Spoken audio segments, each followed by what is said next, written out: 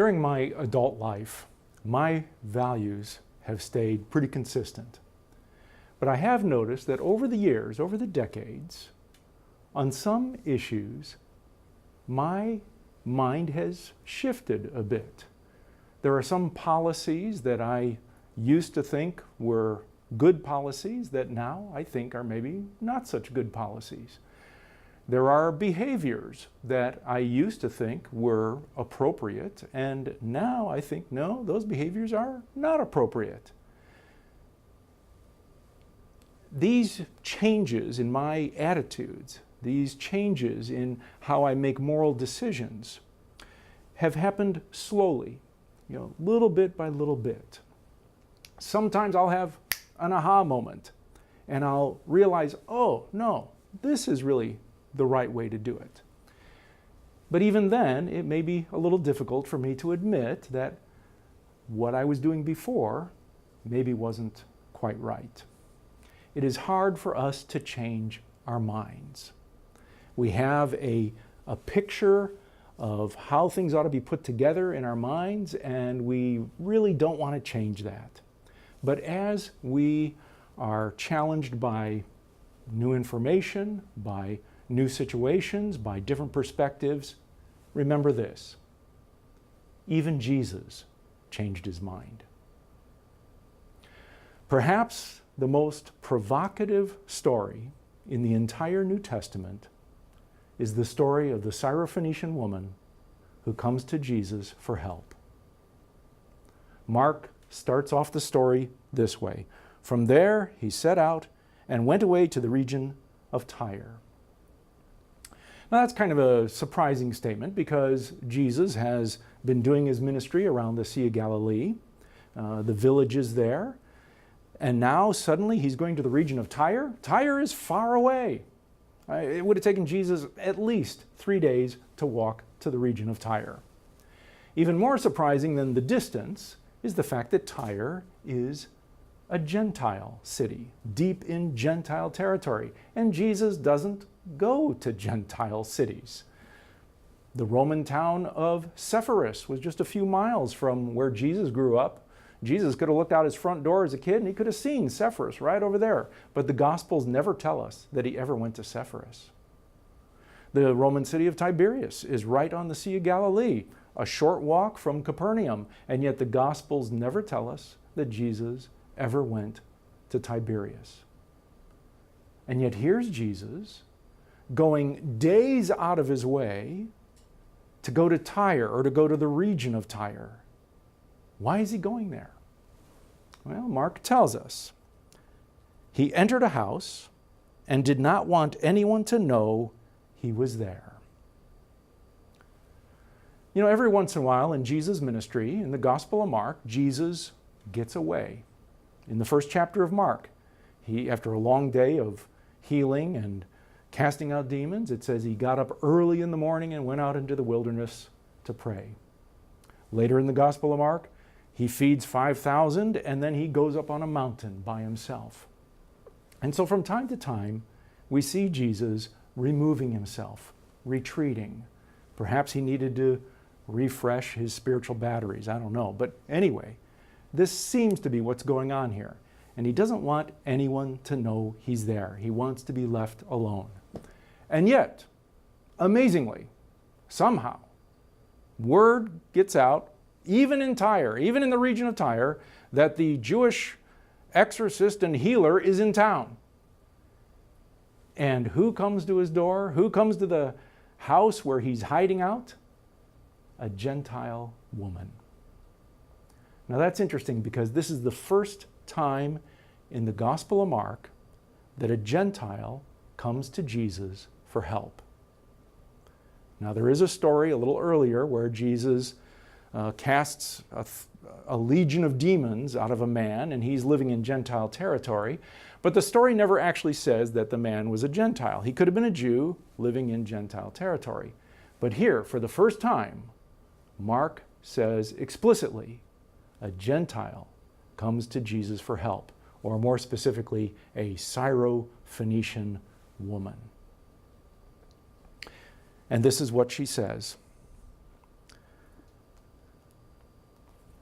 A woman whose little daughter had an unclean spirit immediately heard about him, and she came and bowed down at his feet. She humbles herself. She completely gives honor to Jesus. Now, the woman was a Gentile of Syrophoenician origin. She begged him to cast the demon out of her daughter. So how is Jesus going to respond? This Gentile has come to him for help. He's trying to get away from everyone. And he responds by turning her down. Why does he turn her down? He says to her, "Let the children be fed first." By children, Jesus means the children of Israel. His ministry is focused on the children of Israel, on his fellow Jews. In fact, in Matthew's version of this story, Jesus explicitly says to the woman, "I was sent only to the lost sheep of the house of Israel." You have to have, in a ministry, you've got to have a focus. You have to have a strategy. You can't do everything everywhere. If you try to do everything everywhere, you'll get nowhere. Jesus, in his earthly ministry, is bound by time and space. He cannot be everywhere. He cannot help everyone. He has to have priorities. He has to have a strategy. And his strategy is that he is going to help the lost sheep of the house of Israel. Now, why does he make that decision? Why is that his strategy? Well, he's really just following the biblical strategy. Way back in Genesis, God says to Abraham, "Go to this new land I'm going to show you, and I'm going to make you a great nation. And through that nation, all nations will be blessed." So this nation of Israel, this family of Israel, the children of Israel are meant to bless all the families of the earth. But how can the children of Israel bless all the families of the earth until they themselves have been healed and made whole? So that's what Jesus is doing. He's going to focus on his own people, bring them healing, bring them wholeness, and then they can bless the rest of the world. That's his strategy. But then Jesus adds another line. He said to her, "Let the children be fed first, for it is not fair to take the children's food and throw it to the dogs." Uh-oh. Did Jesus just call this woman and her daughter dogs? This statement by Jesus is so troubling that people have been trying to find ways to explain it away, to find some explanation to soften it so that it doesn't sound like an insult. I've heard several explanations. I'll share 4 of them with you. One explanation is that the Greek word here literally means little dogs. So Jesus isn't calling her a dog. He's calling her and her daughter puppies. Really? The fact is, the Greek word here was a word, it does mean little dogs, but it was still a term of derision. And also, in Jesus' own language, Aramaic, which presumably he was speaking, there is no word for little dogs or puppies anyway. Explanation number 2. Jesus was being playful. He said this with a smile on his face, with compassion in his eyes. Does this sound like a playful statement? If someone said this to you with a smile on their face, would that make it not insulting? I don't buy it. Third explanation. Jesus is just testing her. He's pretending that he doesn't want to help her, when actually he does want to help her, but he's pretending that he doesn't want to help her because he's hoping to provoke a response of faith from her. Now, the problem with that explanation is that there's nothing in this passage to indicate that that's what Jesus is doing. There's nothing here that implies that he's pretending or that this is a test. And if it is a test, it's a cruel test. Explanation number 4. Jesus was not calling this woman and her daughter dogs. He was instead quoting a common proverb. For instance, if Jesus had said to this woman, "You can lead a horse to water, but you can't make it drink," does that mean he's calling her a horse? No. Well, that's possible. It's possible that Jesus is indeed quoting a proverb. That's very possible. But even if he's using a proverb here, he's still using that proverb to make a comparison. And the comparison is between her need, her daughter, and dogs. It's still an insult. Now, I would expect this woman, after she hears this, I would expect her to break down in tears. I would expect her to cry and go shuffling away. Or I would expect her to get really mad and curse Jesus and shout at him, "How dare you call me and my daughter dogs?" That's what I would expect. Instead, she does something very unexpected. She accepts the comparison with dogs, and then she makes a case for dogs.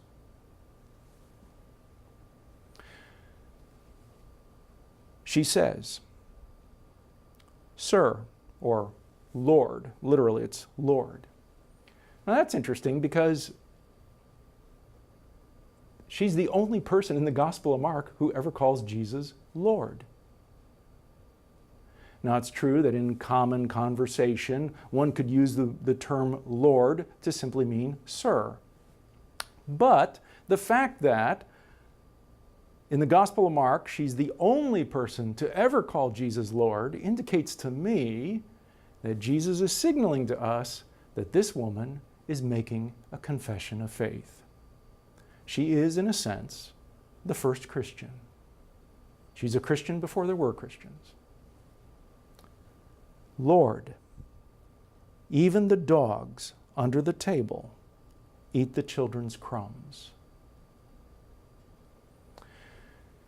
Now, in Galilee, where Jesus was brought up, in Galilean homes, in the homes of Jewish peasants, they did not have dogs lying under the table because they didn't have tables. People did not eat at tables. Jewish peasants ate on the floor. They sat on the floor, they reclined on the floor, and that's how they ate. And dogs were not in the house. Galilean peasants, Jewish peasants, did not keep dogs as pets. Dogs were outside the house. They were scavengers. They survived by eating garbage. They ate unclean food, which made dogs unclean, which may be why Jews sometimes referred to Gentiles as dogs, because they were outside the household and they are unclean. But in Tyre, in the sophisticated Gentile city of Tyre, people do eat at tables. And they do have dogs in the house. They are pets. They are under the table, and they eat the same food as everybody else. They didn't have dog food back then. They just ate the same food that the people were eating. And for thousands of years, children have been sharing their sandwiches with dogs under the table. So what this woman is saying to Jesus is, maybe in your country, dogs are outside and unclean. But here, in my country, dogs are part of the household. And they get the same food. They get the scraps from the children. You call my daughter a dog? All right, she's a dog. She may not be a child of Israel, but she's part of the household of humanity.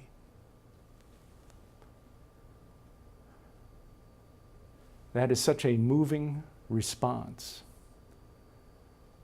It almost makes you want to cry. And here's Jesus, who has never lost an argument, who has verbally bested every scribe and Pharisee and Herodian and priest who's ever come to him. And now, for the first time, he's lost an argument.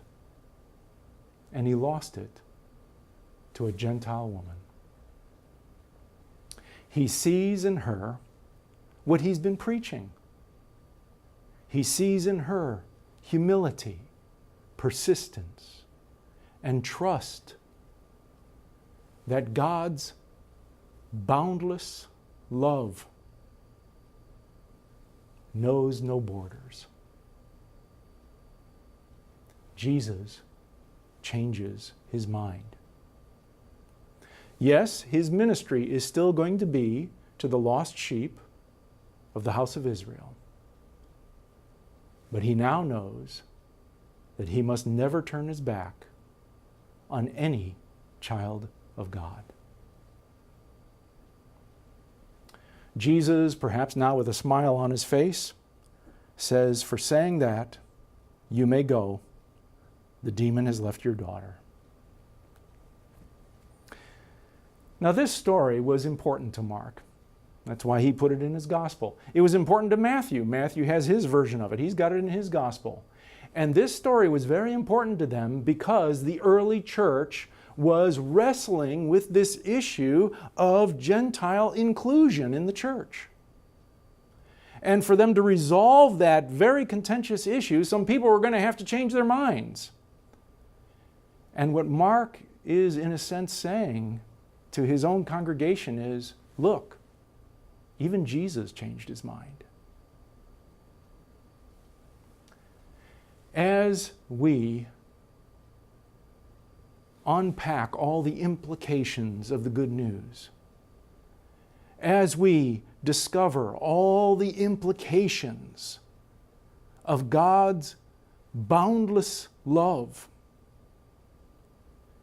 from time to time, we're going to be challenged to change our minds. I can guarantee you that. And when we take the good news to others, we are also hoping to change their minds. And we're going to do it the same way that this woman did it. With humility, with persistence, and with trust in the boundless love of God.